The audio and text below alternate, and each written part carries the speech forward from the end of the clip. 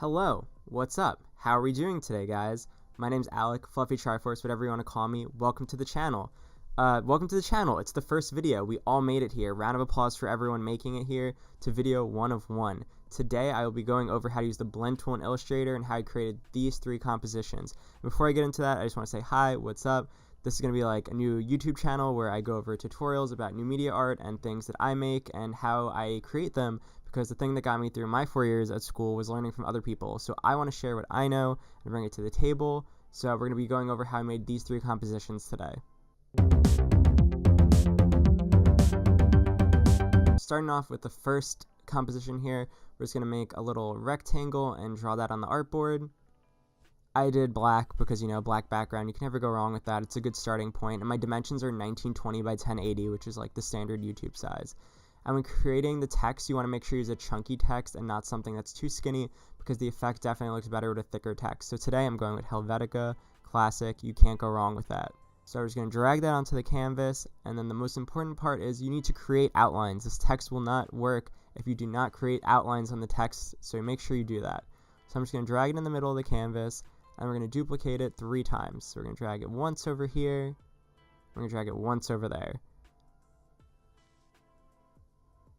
So after that, you want to make sure you have them aligned. So you want to bring one to the front and another one to the front. So it's going to go from the bottom to the top. So I think the blend works best if you use like complementary colors. So I'm feeling some flower colors. So we're going to use red, yellow, and green today. So we're going to do a nice yellow, and then last but not least, we're going to pick a nice light green. I think those will blend really fine today. So after you do that, you're going to want to hit W and click from the bottom to the middle, and the middle to the top. And after you do that, you get a little nice text effect, but that's not blended yet. How do we do that, you ask? Well, we'll get there. So you're going to click on it, and then you could go to the right, and then go to blend steps, and go to specified steps, and it's on 4 right now, and you want to make sure that's 100. Hit OK, and look at that. You got a fun little text effect. So I think that blended really nice because the green goes into the yellow to the red. So after you do that, you're just going to drag in your picture. If you want to do a picture, you can just keep the text. I think the text is very fun. And voila, you got a little composition. I think I need something else, so I'm going to throw some text on the side here and put it on white, and voila, see it all in bloom. We got a little flower picture with the wildflower, and you have one composition. So I hope you learned something with that, and you could take it and make something of your own with it. Okay, moving on to 2 of 3. We're going to drag our text in there, and I'm going to do You Know Who You Are, which is Lyrics from Lights Up by Harry Styles, and we're going to make sure it's Helvetica again. Make sure you're using a chunky text. We're going to create outlines, and then I'm going to make the text white, and then we're going to drag it into the middle of our artboard. No, Lorem Ipsum, get out of here. We don't like you. Okay, so we're going to drag the text onto the artboard like so, and I'm feeling like we need to go from white to color and back. So we're going to put 1 at the top.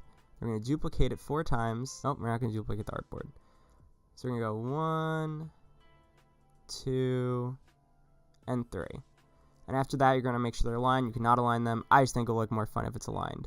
So excuse me while I go do that and mess up a few times, because I never align them correctly. Nope. Okay. Nope. Nope. We're getting there. There we go. Do you know who you are? We got that nice and lined up. Okay, so I want it to go from white to a color to another color to white again. So for the bottom one, I want the tones to match the picture. So I'm going to do blue, and then the other tone of the lights is orange. So we're going to do that and hit orange. And after that, you got a nice little text, but we want to blend it. So we're going to hit W for our blend tool, and we're going to go from the top to the bottom.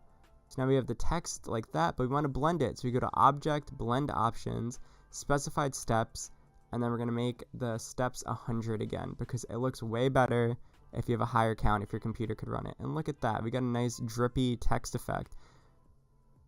I think that looks awesome, but we definitely have to bring in the picture in there. So I'm going to drag the picture over it, and we're going to make the opacity a little lighter so it's a nice overlay and you can see the text and the picture. But I definitely want to make the text a little wonkier to match the tone of the double exposure. So we're going to go to Envelope Distort, and then make sure that you make it with Mesh, and then you're going to use the Direct Selection tool, and you could go and click on all little points in the Envelope Distort, and you can make it wavy. It's a way better tool than just using the regular wave effect, because I think it gives you more of a hand made feel than just using a default effect. And you could drag this however you want, and you got a nice little wavy text. And after that, we're going to bring the picture back in, and look at that. Our composition is complete. Do you know who you are with the lights? I think that looks awesome. And if you guys want to make something with this effect, make sure you tag me, send it to me at Fluffytriforce. I'd love to see what you guys create. Okay, so for the last effect, we're going to do purple because I want to blend the question mark into the background. So I'm going to do a nice dark purple because that's how I'm feeling. It's a nice fall energy. We're going to drag the question mark, still using Helvetica text, and make sure that the text has outlines. You want to create outlines or the blend tool will not work. I don't want to see you in the comments being like, Alec, the blend tool didn't work. What did I do wrong? It's because you didn't create your outlines. I always make that mistake. So you're going to line them up, and then you always want to make sure that you bring them to the front. So we want one in the front, one in the middle, and one in the back. The one in the back should always be the last, like the bottom of your layer. So after you do that, we're going to change the colors and all the question marks. We got purple. We're going to do like an in-between purple pink, and then we're going to do hot pink. Okay, that's looking good. So you're going to hit W on the blend tool, go from the bottom to the top. So you're going to do that, and look at that. You go from pink to purple to nothingness. You got a nice little question mark wave over there. I think that looks awesome. You could definitely experiment with this more. It was just like a step one of the process, and I definitely want to play with it more. But yeah, if you use anything with this effect, let me know. Anyways, I hope you learned something new today. We have 3 compositions here in 10 minutes. You guys could do this too. And I hope you make some cool things with the blend tool. If you make anything, feel free to tag me at Fluffytriforce. Make sure you comment, like, subscribe, hit me up on all my social medias if you make something cool. And I'll see you 2 weeks. Every Friday at 12, new video. So make sure you check it out. And yeah, see you next time. Peace, guys.